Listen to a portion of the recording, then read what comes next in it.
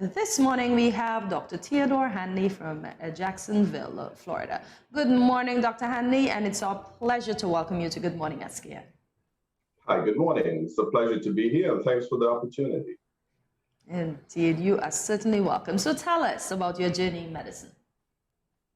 Well, it started a long time ago. I've been in medicine in my specific field now about 30 years. I look back on it and I can't believe that 30 years have transpired already. My journey actually, I like to say, started in St. Kitts because my mother was a district nurse, and she was a midwife as well. And while I was growing up in Tabernacle, I would see some of the doctors come by. I remember very, very clearly, it was Dr. Hodge, who I was very impressed by. He was essentially the district doctor. He would go around St. Kitts and he would visit all the districts. And, you know, he was quite charismatic, even for me as a youngster at that time. I think I was probably about 7 or 8 years old in Tabernacle, quite much admired him. But I think my journey in medicine actually started because of my mother, who inculcated some of those special caring qualities that I later developed and yearned to become a physician. My parents emigrated to the U.S. in 1978. They took us all with them because they're all 5 of us. I'm the eldest of 5. And she wanted us to have an excellent education, which she accomplished. I mean, I was just talking about her a couple of days ago, and I said, boy, she was visionary because she really wanted us to get that opportunity. And when I talk about us, my brothers and sisters are quite successful as well. My brother is a physician. My other brother is an aerospace engineer with a PhD. And my sisters are also involved in management of healthcare and other areas related. So, nice. Yeah, I could go into more of it. We emigrated to New York. New York at that time, back in 1978, was almost like this time. You know, talk about crime and different things happening in the city. It was a very scary time to be there. But we did well. We made it through those times and did very well. I entered medical school, college first at the City University of New York, medical school at the SUNY Downstate Medical Center, where I trained as well in anesthesia.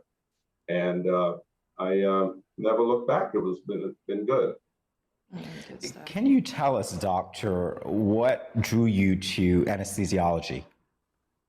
Why did I choose anesthesiology? Yes.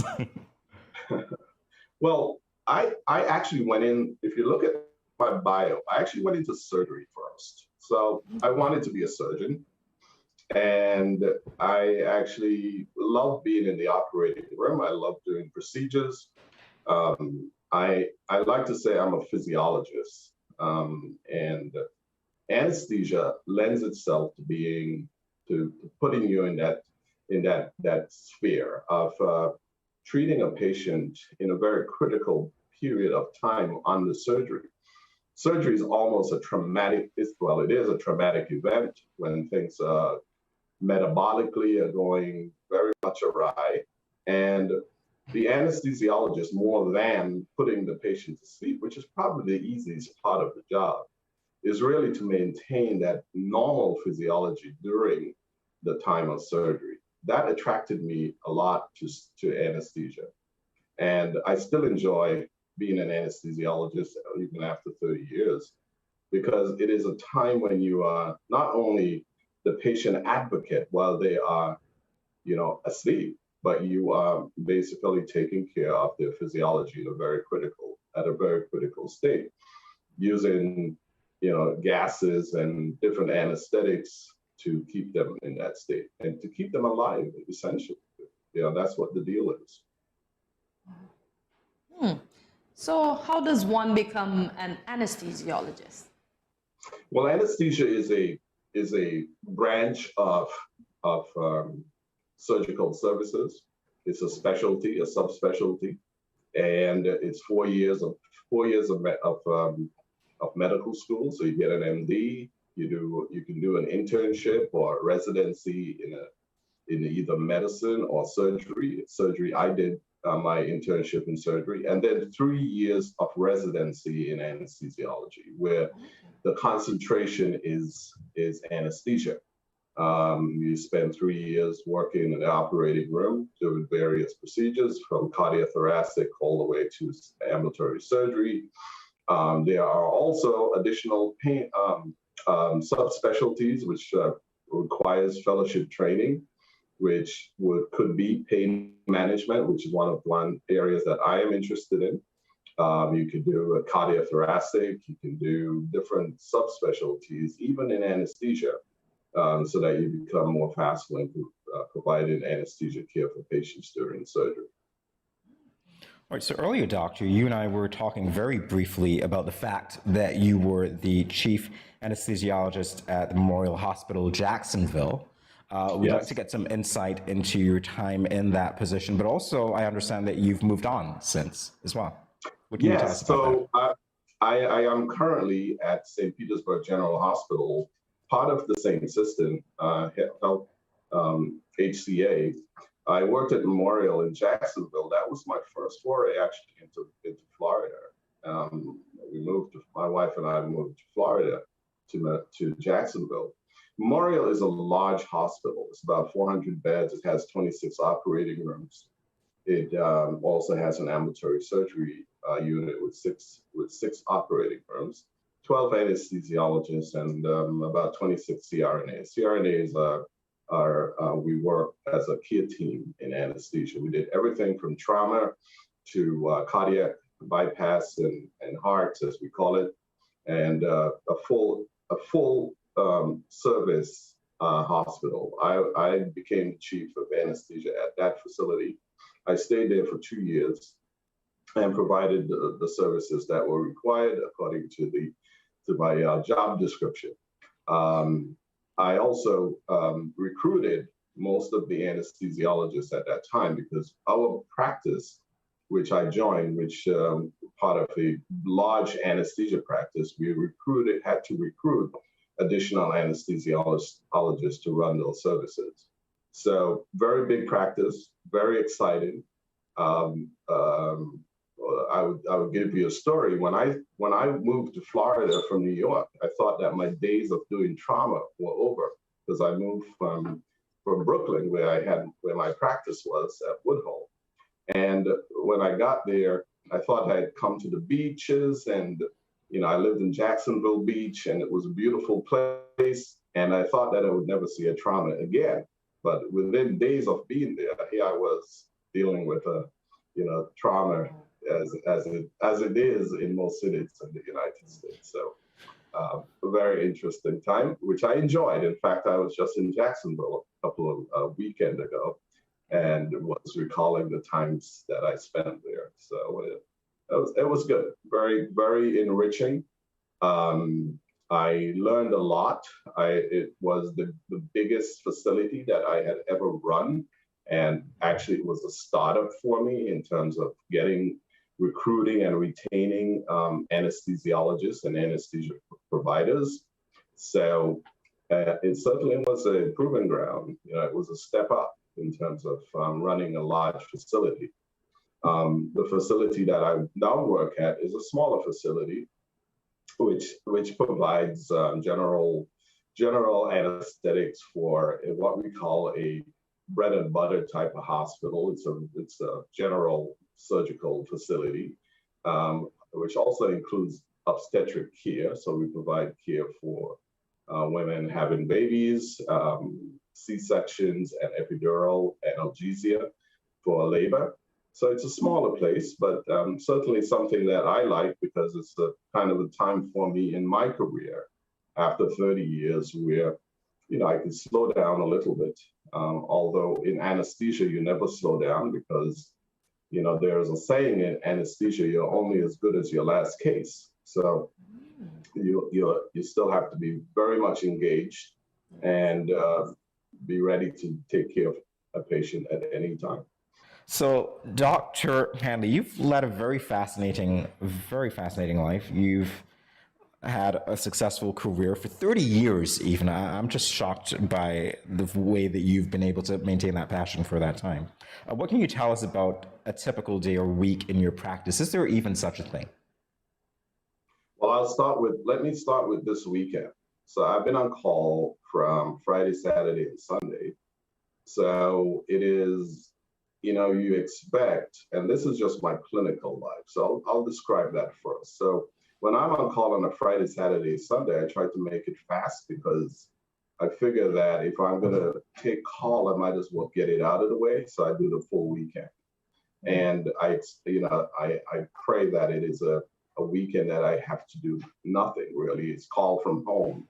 But this weekend was that typical weekend where I call it a drip. There are cases that come in, some of them are critical, and some of them you have to really be engaged and take care of. At the same time, I have a family life, and it's me and my wife, and she's at home, and we are essentially empty nesters. So I have to balance that. How do I, at this time in our lives, how do I be fully engaged at work and on call and still be available to do some of the social things that, are required at this time in our lives? So typical day, it's start at work during the week when I'm not on call, try to get home as early as I can. My wife and I think we are foodies at this time, so we like to go out to eat.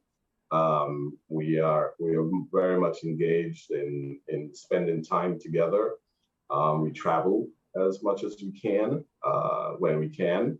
So, and we try to take in some of the cultural and aspects of the area that we live, and we like going to the beach. I love going to the beach.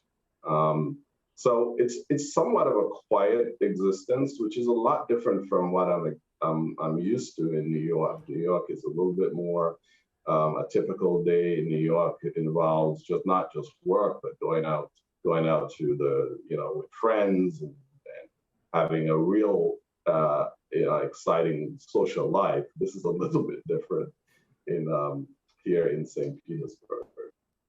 Nice. So, Dr. Hanley, what are some of the common misconceptions of your area of practice? Well, I was just talking about that the other day. I have patients who ask me, do you have to go to school for this? And aren't you just going to put me to sleep? And what do you, are you a nurse? Are you so a lot of the common misconceptions are that anesthesia is a very simple thing. You just put the patient to sleep, and there should not be any issues whatsoever. So that's a big deal. It is a very involved, very, very, very critical subspecialty.